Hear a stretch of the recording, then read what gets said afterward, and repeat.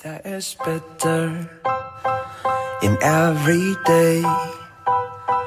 But then I feel it that you be the only one. Halo teman-teman, kenalkan nih, aku Fadlan, mahasiswa Fakultas Kedokteran Universitas Jember. Wah, ini pertama kalinya aku buat podcast loh. Kira-kira aku mau berbicara tentang apa ya? Oh iya, by the way, aku gak sendirian loh. Aku bareng temanku nih. Halo teman-teman, kenalkan aku Audrey, partner Fadlan kali ini. Oh iya, kita mau berbicara tentang apa nih? Nah, ini nih, kita mau bahas sesuatu yang lagi booming, yaitu Coronavirus Disease 2019 atau biasa disebut dengan COVID-19. Jadi apa dulu nih yang bakal kita bahas? Mungkin bisa dari apa sih itu coronavirus? Kalau menurut Audrey, coronavirus itu apa? Jadi sebelumnya mungkin udah banyak yang membahas mengenai apa itu coronavirus, pencegahannya bagaimana, dan penularannya juga seperti apa. Apalagi pas awal-awal coronavirus mewabah di Indonesia, tapi nggak apa kita bahas tentang coronavirus lagi. Mungkin masih ada dari pendengar kita yang belum terlalu paham tentang coronavirus.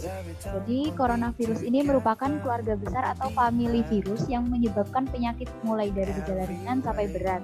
Ada setidaknya 2 jenis coronavirus yang diketahui menyebabkan penyakit yang dapat menimbulkan gejala berat seperti Middle East Respiratory Syndrome atau MERS dan SARS. Nah, coronavirus disease 2019 atau COVID-19 ini merupakan penyakit jenis baru yang belum pernah diidentifikasi sebelumnya pada manusia. Virus penyebab COVID-19 ini dinamakan SARS-CoV-2 dan virus corona ini merupakan zoonosis atau virus yang ditularkan dari hewan ke manusia. Tetapi hewan yang menjadi sumber dari penularan COVID-19 ini masih belum diketahui. Wah, benar banget tuh. Aku juga pernah baca di pedoman yang dikeluarkan oleh Kementerian Kesehatan Republik Indonesia. Jadi, tanda dan gejala umum kalau misal seseorang terinfeksi COVID-19 ini antara lain munculnya gejala pernapasan akut seperti demam, batuk, dan juga sesak nafas. Dan masa inkubasi atau masa di mana kita itu masih belum menunjukkan gejala itu sekitar 5-6 hari rata-ratanya. Tapi untuk masa inkubasi terpanjangnya itu selama 14 hari. Nah, tapi ini ya, kalau berdasarkan beberapa riset terbaru nih, ada yang mengatakan bahwa masa inkubasi terpanjang dari COVID-19 ini bisa mencapai 24 hari. Nah, pada kasus COVID-19 yang berat, yaitu dapat menyebabkan pneumonia, sindrom pernapasan akut, gagal ginjal, bahkan kematian. Beberapa yang sudah dilaporkan, sebagian besar kasus itu menunjukkan gejalanya itu ada demam, dengan beberapa kasus itu mengalami kesulitan bernapas, dan hasil ronsennya itu menunjukkan infiltrat pneumonia di kedua lambung parunya. Oh gitu ya. Nah, virus ini kan terkenal menular nih. Kira-kira gimana ya penularannya? Nah, untuk penularannya nih, kalau berdasarkan bukti ilmiah, COVID-19 ini dapat menular dari manusia ke manusia melalui percikan batuk atau bersin, yang biasa disebut dengan droplet. Nah, orang yang paling berisiko tertular penyakit ini yaitu orang yang kontak erat dengan pasien COVID-19, termasuk yang merawat pasien COVID-19, atau bisa juga pada anak-anak atau orang dewasa, mungkin usianya lebih dari 60 tahun yang memang imunnya itu rendah, seperti juga pada pasien yang menderita HIV, DM, atau mungkin menggunakan steroid yang dapat menurunkan imunitas tubuh kita. Nah, apabila percikan ini, dia itu bisa menjangkau dengan jarak hingga 1 meter. Makanya di sini kita harus mampu menerapkan physical distancing agar tidak tertular. Bener banget tuh yang dikatakan Fadlan. Jadi rekomendasi standar untuk mencegah penyebaran infeksi adalah melalui cuci tangan secara teratur menggunakan sabun dan air bersih, atau dapat menggunakan hand sanitizer. Selalu memakai masker ketika di luar rumah.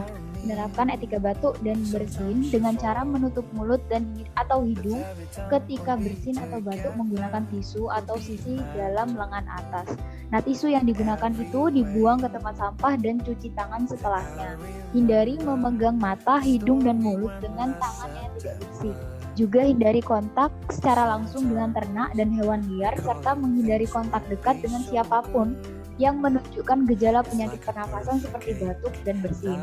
Menerapkan aturan jaga jarak seperti yang sudah disebutkan oleh Fadlan tadi. Selain pencegahan, per 13 Juli 2020 kemarin, Kementerian Kesehatan ini merilis pedoman baru yaitu revisi kelima. Nah, di dalam revisi ini ada perubahan salah satunya mengenai kategori kasus yang sebelumnya digunakan istilah OTG, ODP, dan PDP yang sekarang diganti dengan istilah kasus suspek, kasus probable, kasus konfirmasi, dan kontak erat. Selain itu juga ada tambahan kategori yaitu pelaku perjalanan, discarded, selesai isolasi, dan kematian. Nah, mungkin Fadlan bisa menjelaskan mengenai istilah-istilah itu. Nah, ini nih istilah yang mungkin masih terdengar asing ya bagi kita. Nah, apa sih itu kasus suspek? Jadi kasus suspek itu ketika seseorang yang memiliki gejala salah satu dari kriteria berikut. Jadi yang pertama yaitu orang dengan infeksi saluran pernapasan akut atau ISPA dan dalam 14 hari terakhir sebelum timbul gejala memiliki riwayat perjalanan atau tinggal di negara atau wilayah yang melaporkan transmisi lokal. Lalu yang kedua, yaitu orang dengan salah satu gejala atau tanda dari ISPA dan pada 14 hari terakhir sebelum timbul gejala memiliki riwayat kontak dengan kasus konfirmasi atau probable dari COVID-19. Dan yang ketiga, yaitu orang dengan ISPA berat atau pneumonia berat yang membutuhkan perawatan di rumah sakit dan tidak ada penyebab lain berdasarkan gambar klinis yang meyakinkan. Nah, istilah pasien dalam pengawasan atau PDP saat ini tuh lebih dikenal dengan kasus suspek. Lalu yang kedua yaitu kasus probable. Kasus probable ini yaitu kasus suspek dengan ISPA berat atau ARDS yang atau juga meninggal dengan gambaran klinisnya itu meyakinkan COVID-19 dan belum ada hasil pemeriksaan lab PCR-nya. Dan yang ketiga yaitu kasus konfirmasi. Kasus konfirmasi yaitu ketika seseorang dinyatakan positif terinfeksi virus COVID-19 yang dibuktikan dengan pemeriksaan laboratorium PCR. Kasus konfirmasi ini nanti akan dibagi jadi dua. Jadi ada yang kasus konfirmasi dengan gejala sama kasus konfirmasi tanpa gejala. Lalu ada namanya kontak erat.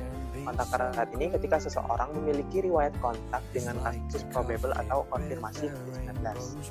Riwayat kontak yang dimaksud ini yaitu yang pertama bisa kontak tatap muka atau berdekatan dengan kasus probable atau kasus konfirmasi dalam jarak sekitar 1 meter dan jangka waktunya lebih dari 15 menit.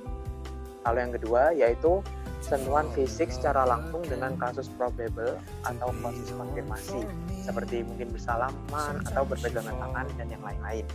Yang ketiga yaitu orang yang memberikan perawatan langsung terhadap kasus probable atau konfirmasi tanpa menggunakan APD yang sesuai standar. Lalu ada istilahnya juga pelaku perjalanan.